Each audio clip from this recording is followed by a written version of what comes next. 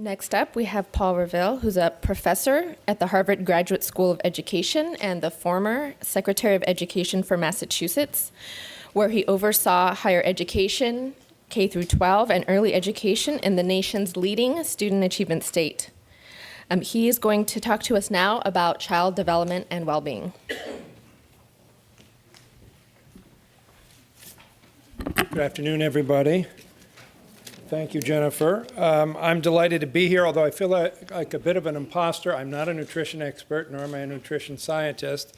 I'm prepared to stipulate everything that my predecessor on the panel, Roxanne, I in particular like that academic achievement slide that had the several different categories of breaking out the impact of nutrition. It seems to me implicit as a policymaker that this is connected, and it seems like in an audience like this, it's not necessary to make the case as to why nutrition is important, and I'm sort of here to talk about, from a policy perspective, what are the opportunities to do something more about it than the already substantial efforts that have been undertaken in this field, many of which people in the room have been strong advocates and implementers of.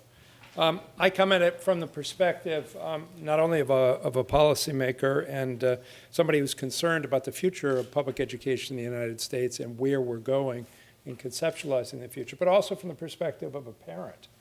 I have a daughter. My oldest daughter used to head up the Walk for Hunger for Project Bread here in Boston, and my youngest daughter is a 7th grader in the Worcester Public Schools, and I fight that battle over fats and sugar and what's in her diet and whether she has breakfast every day.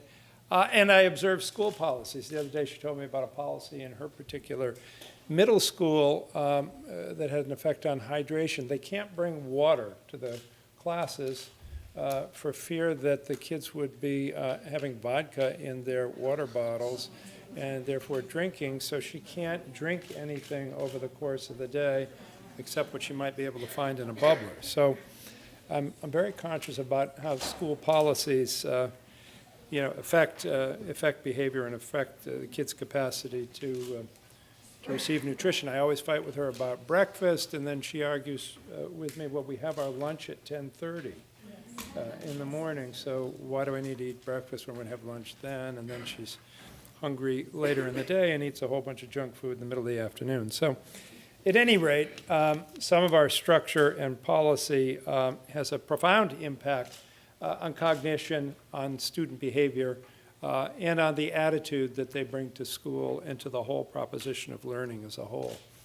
But I want to step back a moment and speak to you in more general terms and let you figure out some of the points of entry for your work in the conversation that's going on more broadly in terms of education reform and where we are in the discourse and what happens. And I might add that though I'll talk specifically about schools and education, I think the discussion that not only we're having now, but we need to be having is a discussion that's much broader than just a school discussion. Schools, after all, as currently constituted, occupy 20% of children's waking hours during the entire trajectory from kindergarten to grade 12. So what we can do through that track of schooling is modest in terms of the overall picture of a child's life during that period of time. We have to keep that in mind, and I know many of you have in the kind of interventions and work that you're doing.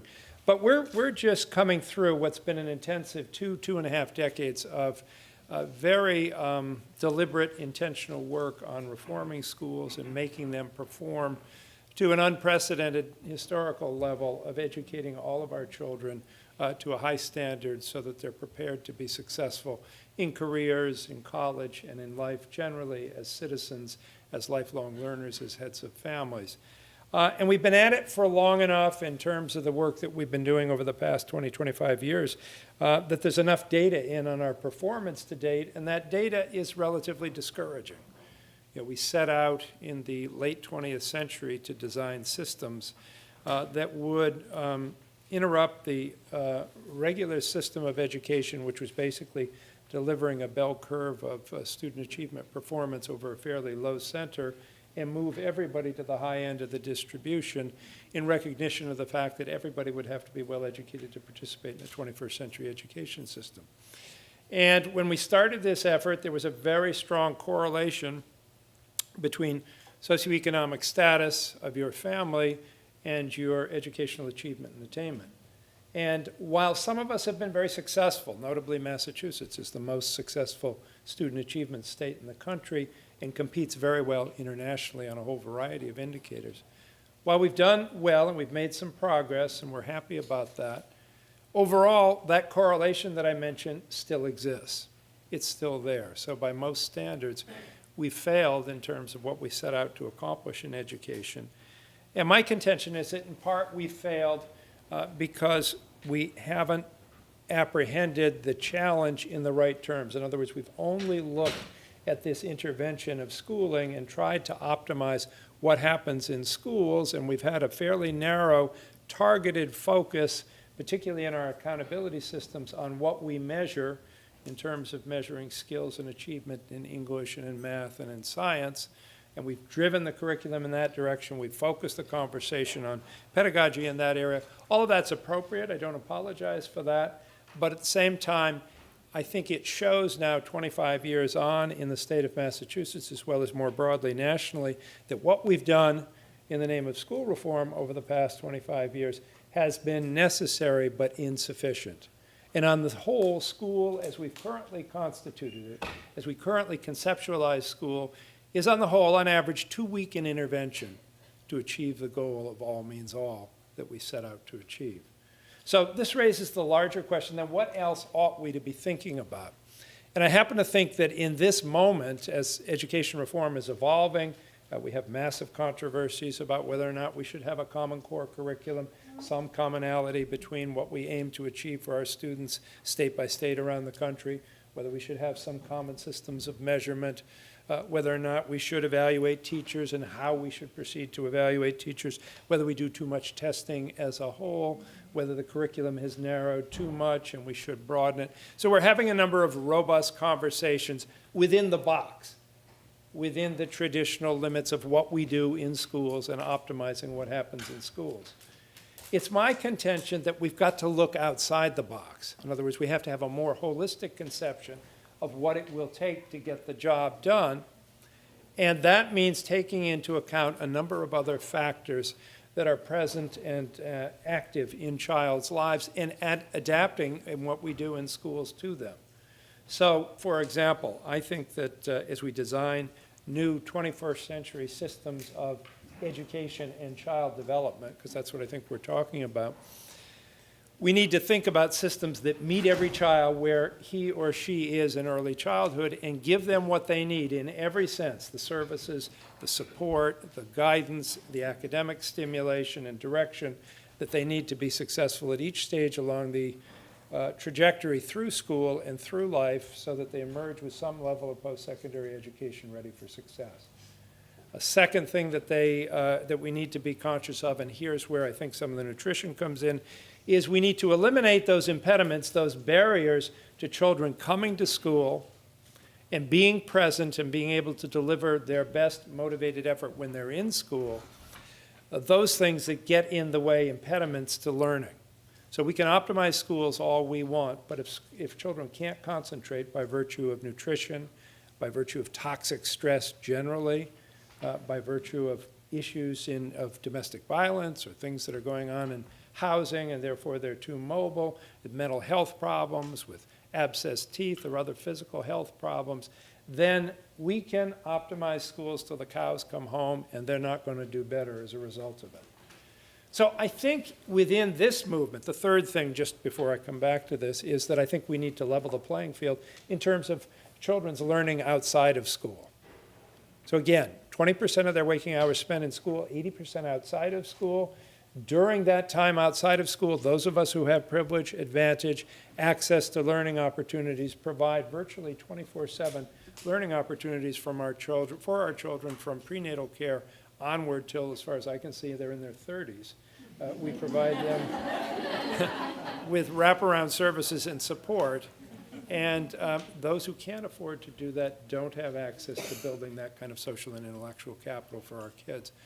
So that's something we need to work on. But let me come back to the other place, because this is where I think future efforts going forward in your field need to situate themselves in terms of this looking at the whole child and what it takes to make a whole child healthy and moving forward in a positive, constructive way.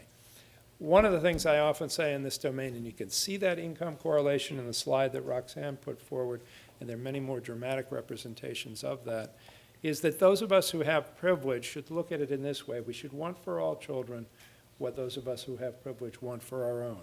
And we should look at them and look at their progress and success in the same way as we look at the progress and success of our own children. To be sure, how they're performing in school is part of the picture, but it's not the only picture. So I think there's a willingness and an openness in this time of pause in education reform to take a look at some of the kinds of factors that you're discussing today and integrate them into a more holistic portrait of how we define success for our young people. Not just in school, but how are we doing as an adult society in providing the necessities for rearing and helping our children to prosper. And I think we've got a lot to do in terms of defining that clearly, in terms of how we measure that, what we're talking about, what the benchmarks are, what does well-being look like, for example, if we're going to hold ourselves accountable as a society for the well-being of our young people, which includes the nutrition of our young people.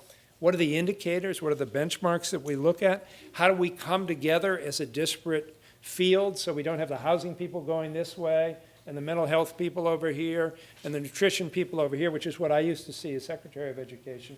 I had visits around the clock from all kinds of advocates, including people in this room, coming forward, advancing their particular narrow niche of the piece of the whole child. But I didn't have that kind of coalition, the sort of coalition that if you're an elected official, you've got to pay attention to, where we have a unified, comprehensive, but diverse field coming forward and saying, actually, all these things matter, and we want to see a policy that's comprehensive, that speaks to the health and well-being, and with that kind of coalition, you get the sort of visibility and political power that makes a difference. With being clear on defining success, you have indicators and benchmarks that allow you to put in place an accountability system, and at the same time give you the architecture for the kind of bragging rights that we're going to need, where we can show that what we're talking about actually matters and actually makes a difference and moves children's lives. So I think that there's an enormous amount that's been done here. I mean, all the efforts that have been mentioned, the school breakfast, the school lunch program, the summer feeding programs, the backpack programs, the efforts that are being made in schools to align curriculum, with health and wellness and nutrition. All of this is very promising. But I think as a field, and I think you should think of yourselves as a field, how we come together in this moment of time with the windows coming open a little bit to redefine American public education generally. What are we aiming to accomplish for our young people, and how do we go about doing it? What sorts of strategies do we need in the 21st century? How do we move out of the narrowness of the box? And what's the place of the field of nutrition in that larger dialogue about children's wellness and well-being? And what's your vision of the role of nutritional services in the future of our efforts to rear our young people in this society? So I look forward to that conversation with you. And thanks for your time and attention. Thanks, more importantly, for your work.